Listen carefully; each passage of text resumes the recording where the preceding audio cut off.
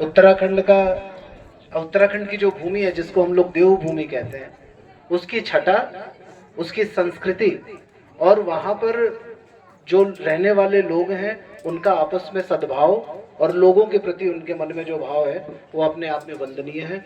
हम लोग जहाँ भी जाते हैं वो इस बात को लोगों के सामने कहते हैं कि अगर संस्कृति देखनी हो, अगर स्वच्छता देखनी हो तो हमारे उत्तराखंड आओ।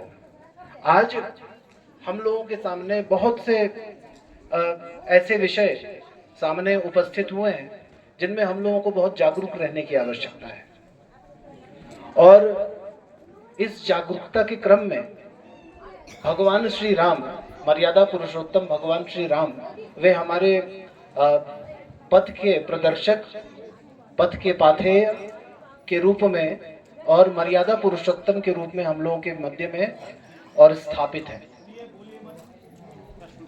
आप लोगों ने कभी सोचा कि भगवान राम को हमारी संस्कृति से क्यों जोड़ करके हम लोग देखते हैं, और क्यों एक परम पुरुष के रूप में, एक आदर्श पुरुष के रूप में हम लोग भगवान राम को देखते हैं?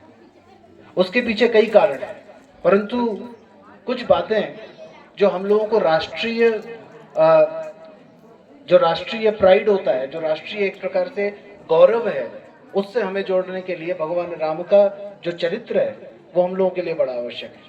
जिस समय भगवान राम लंका में रावण पर विजय प्राप्त कर लेते हैं और पूरी सोने की लंका उनके सामने वो थाली में परोस करके उनके सामने रखी जाती है कि आप इस राज्य को ग्रहण कीजिए, तो भगवान राम एक बहुत सुंदर बात कहते हैं। वाल्मीकि रामायण में हम लोग इस बात को पढ़ते भी हैं।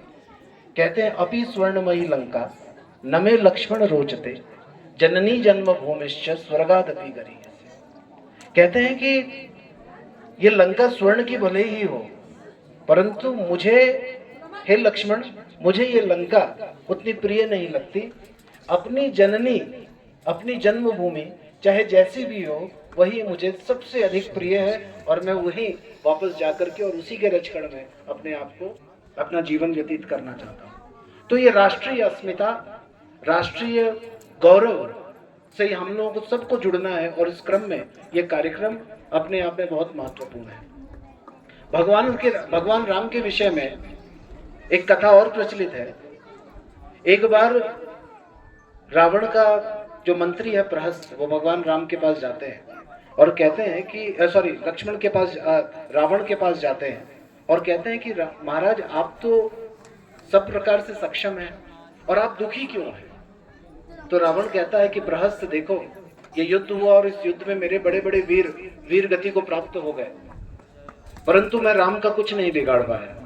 तो प्रहस्त कहते हैं कि रावण महाराज, आप तो मायावी हैं, काम रूप हैं, हर प्रकार का रूप आप धारण कर सकते हैं, तो आप सीता के पास राम का रूप धारण करके क्यों नहीं चले जाते? तो रावण हंस करके कहता है कि प्रहस्त, मैं एक बार नहीं, मैं 3 बार राम बना। तुम कहते हो मुझे एक बार राम बनने के लिए, मैं 3 बार राम बना, पर जैसे ही मैं राम बनता हूँ, संसार की जितने भी माताएं, जितने भी स्त्रियां हैं, वे मुझे माता और बहने के रूप में दिखाई देने लग जाता है। तो ये भगवान राम का चरित्र है, और उन्हीं के इस दिव्य प्रांगण में, भगवान राम के मंदिर के इस दिव्य प्रांगण में हम लोग आज यहाँ पर उपस्थित हुए हैं। कुछ बातें जो हम लोगों के लिए बहुत आवश्यक हैं, और इस प्रकार के कार्यक्रम तभी सार्थक भी होंगे जब हम लोग एक प्रकार से जागरूक होंगे। देखिए, आज संपूर्ण जगत, संपूर्ण विश्व, जब संस्कृति की बात आती है, जब धार्मिक मूल्यों की बात आती है, जब जीवन में अध्यात्म को अपने जीवन में उतारने की बात आती है, तो संपूर्ण विश्व वो भारत की ओर देखता है, और संपूर्ण भारत वो हिमालय की ओर देखता है। इसलिए हमारे यहाँ शास्त्रों में जब भारत की व्याख्या की गई, तो शास्त्रों में एक बात लिखा गया, उत्तरम यत् समुद्रस्य हिमाद्रैश्चैव दक्षिणम वर्षम तद भारती नाम भारती यत्र संतति। तो हमारे यहाँ शास्त्रों में ऋषियों ने कहा कि ये जो भारत है ये क्या है। पहले तो ये समझने की आवश्यकता है, भारत आखिर है क्या। तो भारत का जो नाम है वो भारत क्यों पड़ा? एक तो राजा भरत के नाम पे हम लोग जानते हैं कि महाराज दुष्यंत और शकुंतला के जो पुत्र हुए राजा भरत, उनके नाम पर भारत का नाम भारत पड़ा। दूसरा, यदि आप इस पे चिंतन करेंगे तो आप पाएंगे कि भारत, भा का अर्थ होता है प्रकाश। भा का क्या अर्थ होता है? प्रकाश। और रत का अर्थ होता है जो प्रकाश की साधना में रत लोग हैं, ऐसा भूखंड। तो भारत की परिभाषा क्या हुई? एक ऐसा भूखंड जहां रहने वाले लोग वह प्रकाश की साधना में रत है। कहने का तात्पर्य क्या है? प्रकाश क्या है? प्रकाश है ज्ञान, प्रकाश है आत्मिक उन्नति का साधन, प्रकाश है जो हर बात को हमारे सामने प्रकाशित कर देता है। मान लीजिए आज अभी हम लोग यहाँ पे सब लोग बैठे हुए हैं और सब एक दूसरे को देख सकते हैं। क्यों? क्योंकि प्रकाश की उपस्थिति है। इसीलिए भारत का ये नाम भारत इसलिए पड़ा कि भारत वह भूखंड है, वह भूभाग है जहां पे रहने वाले लोग प्रकाश की साधना में, अर्थात आत्मज्ञान की साधना में जहां के लोग रत हैं, उस भूखंड का नाम, उस भूभाग का नाम भारत है। और फिर कहा शास्त्रों में कि उत्तरम यत् समुद्रस्य हिमाद्रैश्चैव दक्षिणम, जो समुद्र के उत्तर में है और हिमालय के दक्षिण में है, वर्षम तद भारती नाम, उस भूखंड का, उस क्षेत्र का जो नाम है वो भारत है। और वहां जो संस्कृति है उसको भारती कहते हैं। तो हम सब भारत माता के संतान हैं। देखो दुनिया में कोई भी देश ऐसा नहीं है जहां पे उस देश को माता कहा जाता, परंतु हम लोग अपने इस भूभाग को, जहां हम लोग रहते हैं, जिससे हम लोगों को सब कुछ प्राप्त होता है, जिससे अन्न ग्रहण करके, जल ग्रहण करके, जिसकी वायु से हम लोग श्वास लेकर के और अनुपालित होते हैं, अनुपोषित होते हैं, ऐसी भारत माता के हम संतान हैं। दुनिया में कहीं भी लोग अपने देश को माता के नाम से संबोधित नहीं करते, परंतु हमारे यहाँ ये संस्कृति है, परंपरा है कि हम लोग अपने इस भूभाग को माँ के रूप में देखते हैं और माँ के रूप में देखते हैं और माँ के रूप में स्वीकार करते हैं। और धन्य है ये भूमि हिमालय की, जहां से लोग, और इस भारत माता की सिर्फ बातों से ही नहीं और अपने प्राणों को दे करके भी लोग इस भारत माता की सेवा करते हैं। और इसीलिए हमारे आश्रम में, श्री कल्याणी का हिमालय देवस्थानम डोल में, हम लोगों ने एक स्मारक भी लगाया है जो यहाँ के जो वीर सपूत हैं उनको श्रद्धांजलि अर्पित करने के लिए। तो ये भारत की भूमि, ये हिमालय की भूमि, तो जब संपूर्ण जगत आज भारत की ओर देख रहा है ज्ञान के लिए,